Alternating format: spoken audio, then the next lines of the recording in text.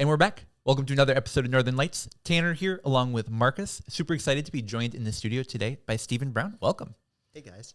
So you're someone that I'm sure many people here in the cannabis industry, people who are cannabis consumers, either know by your name or know by your brand, Nothing But Hemp. But just give people a little bit of background on what brings you to cannabis and what sort of your introduction like. I know you were in the Marines, but tell us a little bit about that transition over to cannabis. Yeah, so I've always loved cannabis. So when I was in high school, I got introduced to cannabis when I was 13 years old.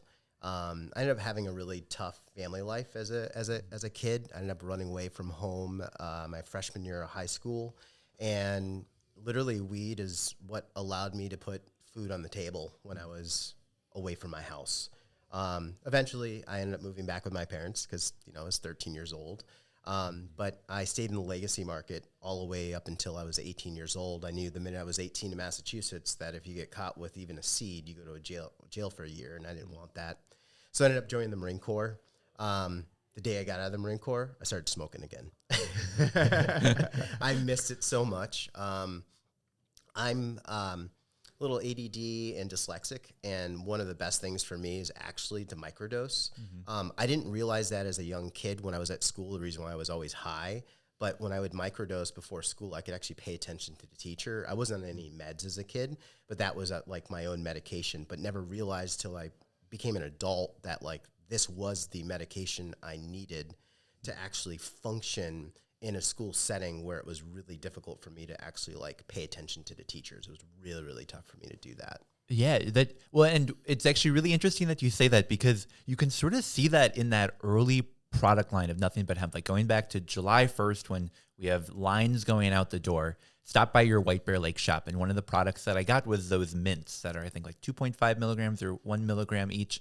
And, I had heard of cannabis microdosing, but never really found a role for it in my own personal life, and really found, hey, a low amount of cannabis, not like the 20, 30 milligrams that I was sort of used to, like my recreational adult use dose, but this is something that's really like I can take this and still function throughout my day and just like use it to help enhance my life. Yeah. Really, really cool stuff. So tell us about Nothing But Hemp. What motivated you to start this company, and what were the first months like? Yeah, so I started this company in a very odd way. Like I was out in California. I owned a small marketing company, this large medical company that was converting from med to recreational needed a logo. And so I made them a logo in 48 hours, and they were really impressed. And they're like, oh my gosh, can you come over here and move here? And I was like, I can't. I have a kid 50% of the time, and so I can't live in California all the time, but I can go there every other week. And they said, sure, let's do that. So I helped them with branding, development of their retail stores and kind of the look and feel of it. And when I was out in California, I saw CBD. My wife, at the time, she was my girlfriend, was totally against cannabis. She was like, oh my God, I can't believe I'm dating a pothead. Like, I'm totally against cannabis. She was suffering from migraines, and so I brought her home some CBD. She tried it, got rid of her migraines, and then she became a believer. And so I was like, oh my gosh, why don't I open up a store? So I called a couple of attorneys, and each attorney said, no, you can't open up. This is before the 2018 Farm Bill. You can't open up a shop. And I'm calling this one guy from this veteran group I was part of who was an attorney. He says, yeah, I know a way that you can actually open up a shop. So we opened up before the 2018 Farm Bill passed. It was during that 2014 pilot program.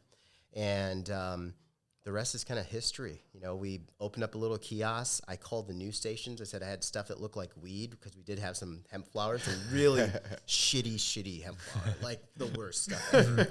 And they came by and they saw these joints, and next thing you know, like, NPR called me up, and then, Fox News came, and that's how we built our brand, was based on PR. So Yeah, you've done a really good job with that. I've seen you over the last several years, earning a lot of media. Yeah. Yep. So it's been a lot of fun. We first started off as a brand that just kind of didn't create our own products. We pretty much bought product from out of state or in state. So we worked a lot with Mini Grown at the time. We worked with Siskiyou Sun Grown and several other brands. Charlotte Web, everybody knows. Select. A lot of these Oregon brands. I really trusted those brands because I actually understood cannabis. And there wasn't, at the time, a lot of companies in Minnesota that were even existed at the time to put on our shelves. And a lot of people didn't understand cannabis at all in this marketplace. And so I kind of stuck to my roots of like California, Oregon, bringing those products in. Eventually, over time, we ended up changing it. So we started, private labeling our own brand.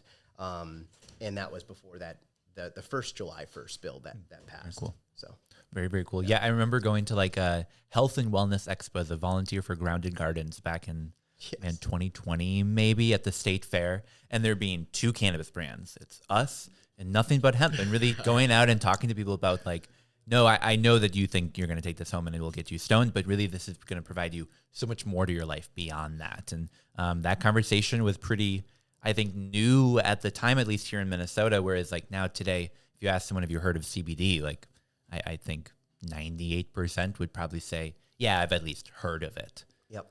No, agreed. Very, very cool. So tell us a little bit about what it's been like to be in Minnesota's industry. Obviously, we have a lot of changes coming up in the next couple of months, years, but there's been a lot of changes since you've been in the industry. You've ridden the whole Delta 8 wave, the whole THCA wave. I mean, there's been so much to sort of our industry that to make it look the way it is today. Just what has that been like as a business owner? Yeah, it's been interesting. I never thought going into this business I'd be at the Capitol. That was never ever my thought. That first edible bill I was really involved in, and that was a pleasure being part of it. There was still a lot of holes and issues within that first bill. It was stressful that year of the first edible bill. I literally didn't work on my business. All I did was I was at the Capitol all the time, and I was learning my ropes and kind of how I can influence policy. And so it was a huge learning experience. And then the year after was a mess. This past year was just horrible. It was probably one of the worst years in my life in business in regards of, it was great in regards of growing, but in regards of just being stressed, it was probably one of the worst years of my life, I'd have to say. So, Gotcha. Yeah, I was making And I'm more not money. laughing at that part. No. I'm just laughing at how intense it was and how intense you were through this last legislative cycle. Yeah. You're a beast. Yeah. I mean, whoa. Yeah, I think we saw a lot of people that were either doing just the activism side or just the business side. And I think you were throughout the entire session, both this last one and the one before, doing both, just like all the time. I'm running my business, but also I need you guys to know like this bill is going to impact my business and all of you in this way. And like I remember getting an email from you when I was living in White Bear Lake at the time, and their city council was looking at like acting in moratoriums and getting emails saying like, hey, you should reach out to your city officials because if you like coming to the store, like that'll be impacted by something that some wackos are doing at City Hall. And like, you should know about that. And I just really applaud you for doing not just one, not just the other, but both and. Yeah. Yeah, you must have been one of the three most active in terms of like the lobbying, three most active entrepreneurs in this whole state. So Yeah. shout out to you. Thank you. Yeah, it was a lot. This year it's a different approach. We're still going to be vocal, but we're doing a lot of things in the background.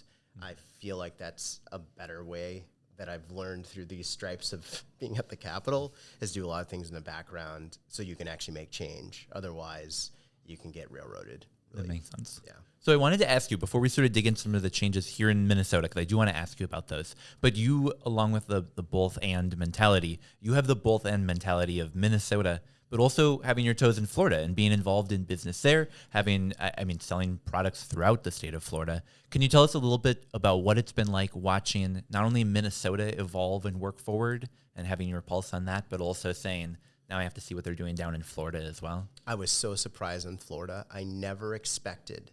I thought Florida was a very safe state.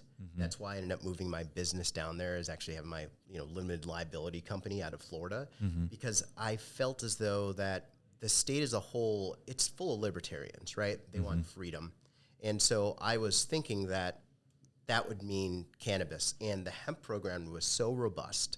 I mean, they had enforcement people at our retail establishments every quarter to make sure that we have batch information, we're doing full panel tests, we're not, selling to kids, all of those things.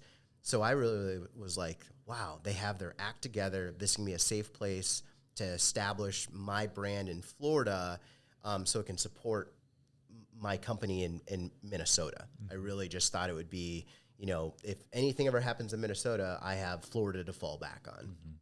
I ended up going down to Florida because my old boss, when I got out of the Marine Corps, this guy was a Marine, and I was working in the cell phone industry, and he called me up and goes, I want to be in the hemp industry too. So he ended up opening up a kiosk. So he was our first affiliate that we had down there. Very cool. Okay. So that's why I ended up in Florida in the first place, back in the CBD days. So it was never something that was like originally planned. It just happened. So cool. It's just one of those sort of pivots that have come up in the industry of like, we're here, we've got the customer base, let's give them what they want. yeah. Very, very cool. So it's fair to say that you were one of the most vocal critics of certain aspects of House File 100 throughout the legislative process. Yes. We say it with love. Yeah. Yeah, I mean, to be honest, like at least I'll speak for myself, always had the idea of like killing the bill as an option if, it wasn't in an acceptable form in the end. And I think you were more, I wouldn't say explicit, but your implicit like warnings about the bill was like, it was kind of epic. Yeah. Yeah, there was sort of the two approaches of we have this deadline of it needs to pass by the state to go into effect by this session. So that's the deadline of when it passes versus the approach of don't you guys care about what we're passing though? And I think you fell more in that, hey guys, look at the actual language of what's passing. Yeah.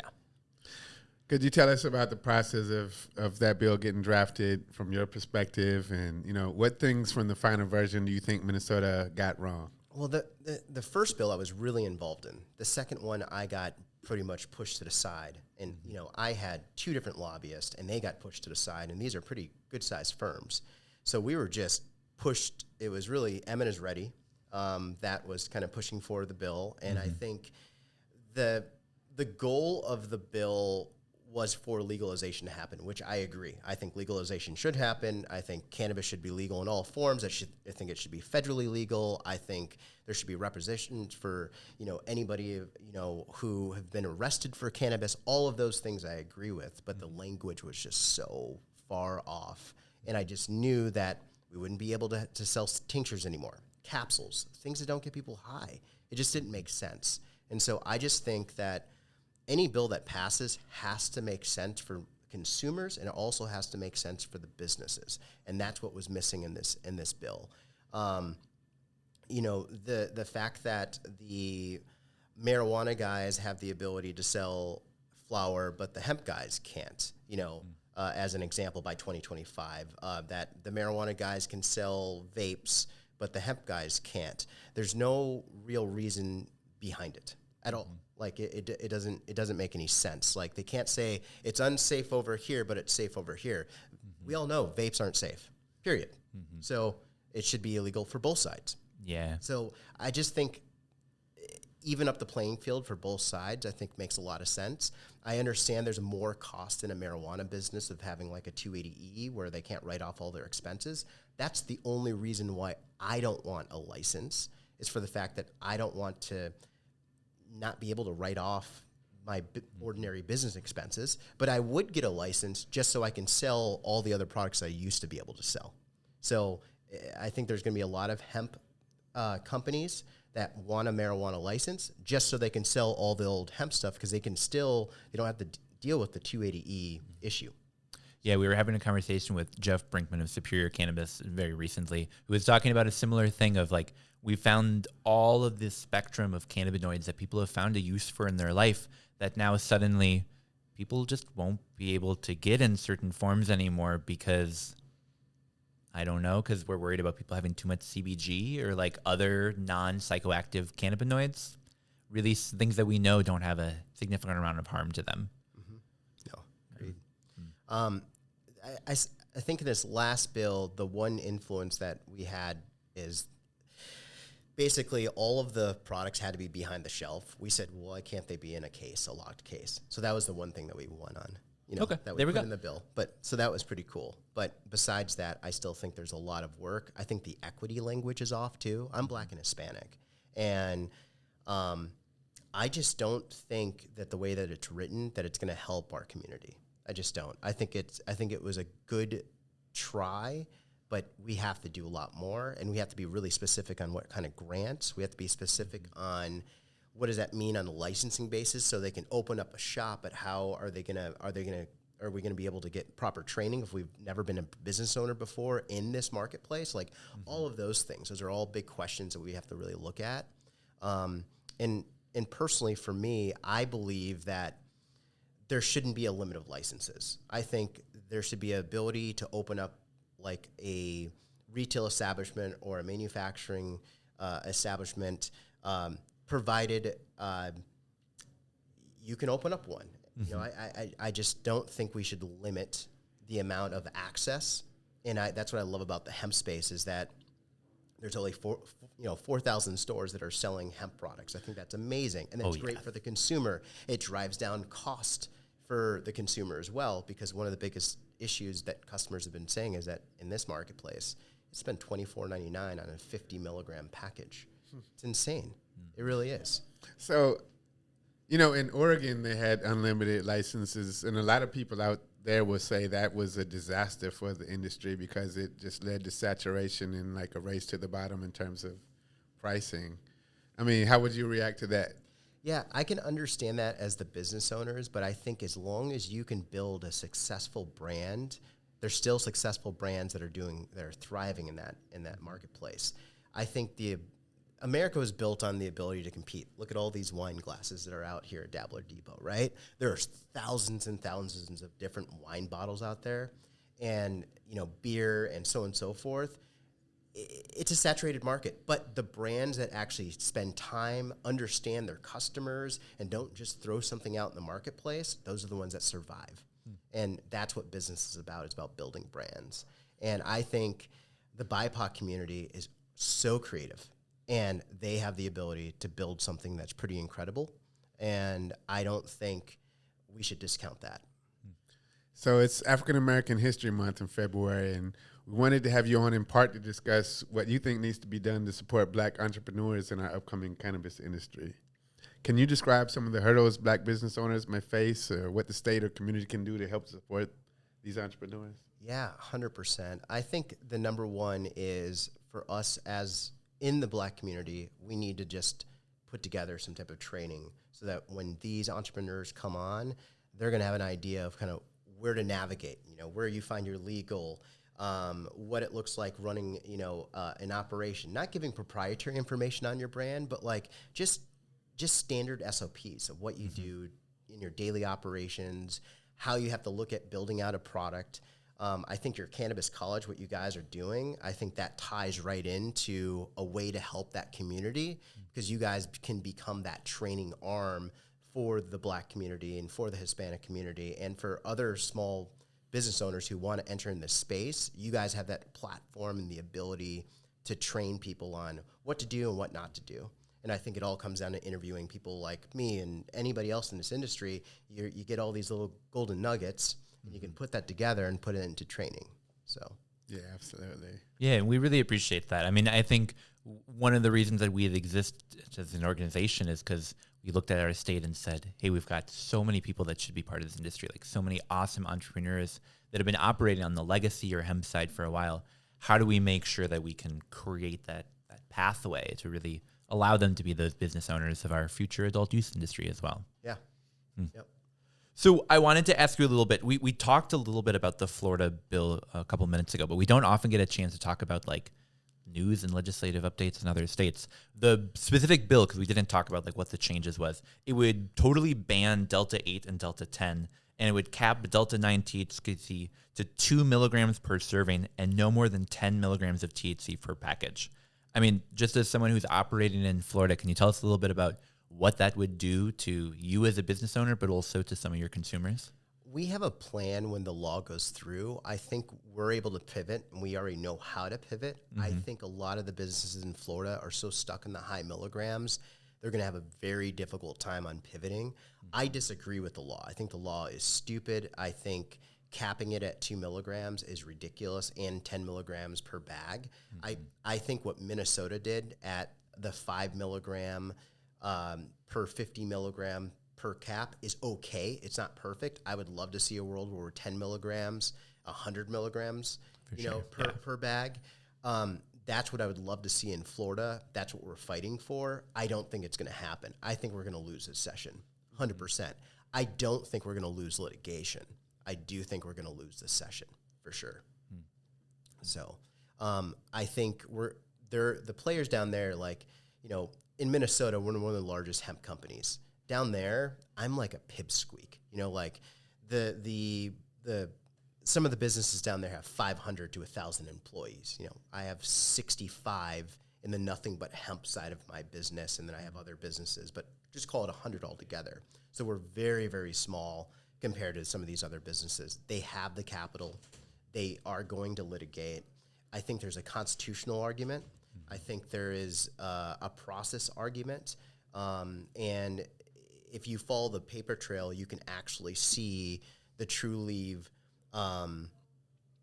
lobbyists are the ones who put together this bill in the first place. I mean, it all, the paper trail's there. And you said the Trulieve? Yeah. Is that like one of the medical companies? It is. Yeah. It's like they have such a hold on the market there in Florida. And I mean, I think it doesn't take a detective to be able to say, hey, who's really going to benefit when people can no longer buy these products from, the places they've been buying them for years?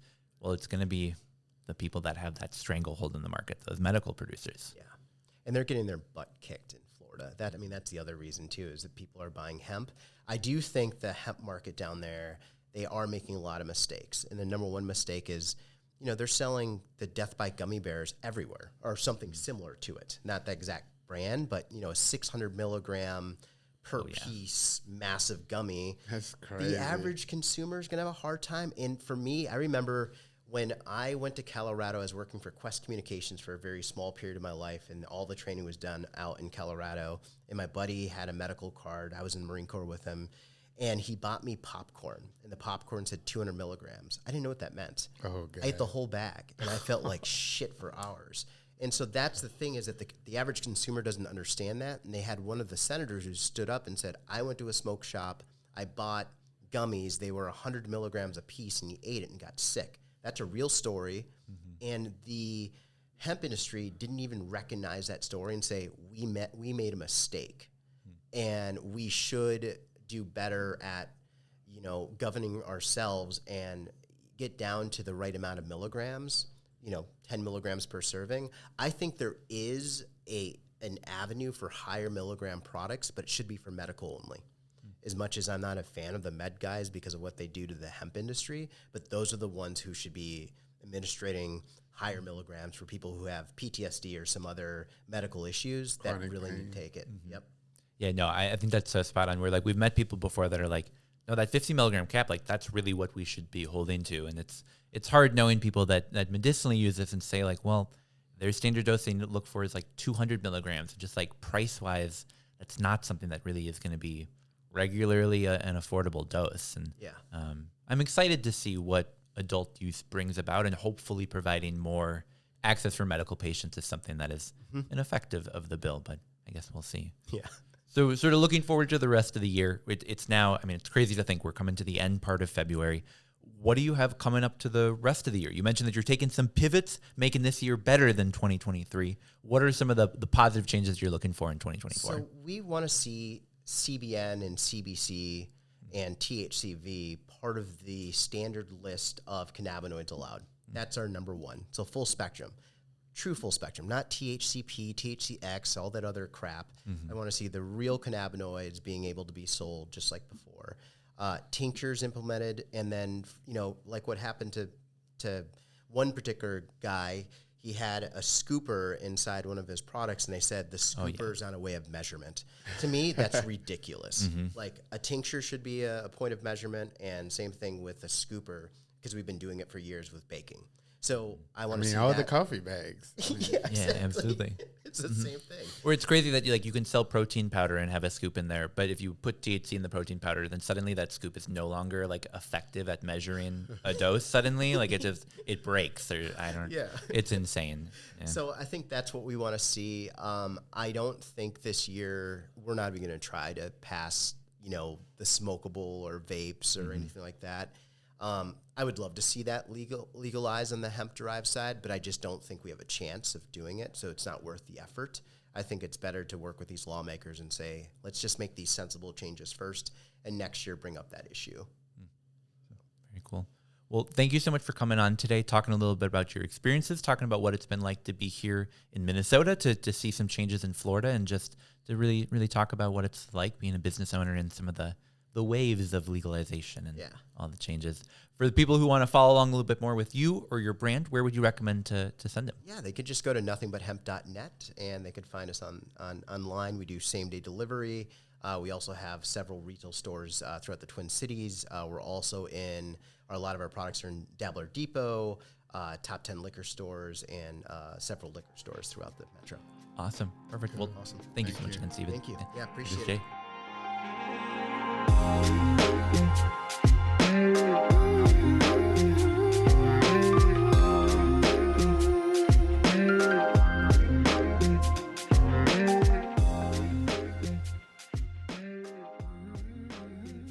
Northern Lights is a Minnesota Cannabis College production.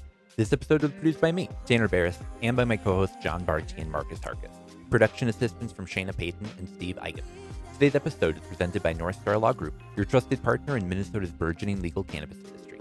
The information provided in this podcast does not and is not intended to constitute legal advice, but is instead for general information purposes only. Information shared may not constitute the most up-to-date or legal information. No listener should act solely on the basis of information provided without first seeking their own legal counsel. The opinions and views expressed on this program are those of the speakers and do not necessarily reflect those of the Minnesota Cannabis College. Please listen responsibly.